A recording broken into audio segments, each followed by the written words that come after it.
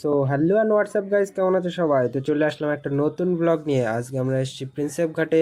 আর এই প্ল্যানটা কিন্তু অনেক দিন আগেই ছিল যে প্রিন্সেপ ঘাটে ঘুরতে আসবো, আর ফাইনালি আজ চলে আসলাম। আর কেন এই পার্কটা কাপেলদের জন্য বেস্ট সেটাও বলবো। চলো ভিডিওটা শুরু করা যাক।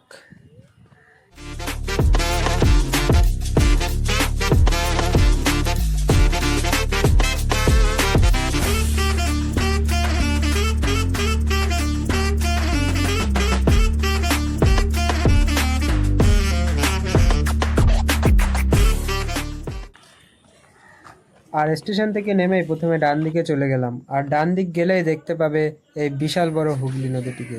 ঠান্ডা ঠান্ডা হাওয়া আর নদীর ওপরে দেখতে পারবেন এই বিদ্যাসাগর সেতুটি আর অসাধারণ ভিউ।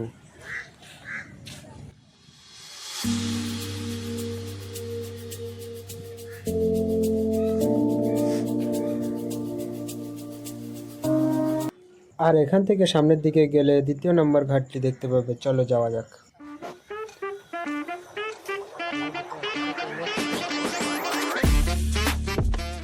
আর এখানে পৌঁছে সুন্দর সুন্দর কালারিং নৌকা দেখতে পাবে। চাইলে তোমরা এতে ঘুরতেও পারো 400 টাকাতে আধা ঘন্টা। প্রাইসটা একটু বেশি হলেও চাপ নেই, 30 মিনিটে অনেকটা বেশি এনজয় করতে পারবে তোমরা। মাঝে মাঝে তোমরা ট্রলার বা লঞ্চ কি বলে যাই হোক এগুলো দেখতে পাবে। চলো এবার এখান থেকে অন্য দিকে যাওয়া যাক। এবার আমরা স্টেশনের বাঁ দিকে চলে আসলাম। আর এখানে আসলেই দেখতে পাবে জেমস প্রিন্সেপের এই স্মৃতিসৌধ বা সমাধি। তোমরা চাইলে এই ভিডিওটা পজ করে এই বোর্ডটি পড়তে পারো। এখানে জেমস প্রিন্সেপের ব্যাপারে অনেক কিছু তথ্য লেখা আছে। জেমস প্রিন্সেপ 1840 সালে মারা যান। আর এই সৌধটি 1841 সালে নির্মাণ করা হয়।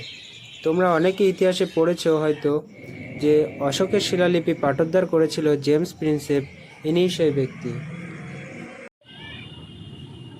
এখানে আর তেমন কিছুই ছিল না। এবার চলো দেখা এটা কাপলসদের পার্ক কেন বলেছি। যদি তোমার গার্লফ্রেন্ড বা বয়ফ্রেন্ড থাকে অবশ্যই প্রিন্সেপ ঘাটে ঘুরতে আসো। খুবই সুন্দর জায়গা এবং টিকিট নেই। लेकिन एक सेकंड এটা দেখো গাইস, ছাতার নিচে কি করছে? না রোদ না বৃষ্টি, কোনো চাপ নেই। এরকম তোমরা অনেক দেখতে পারবে যেখানে সেখানে।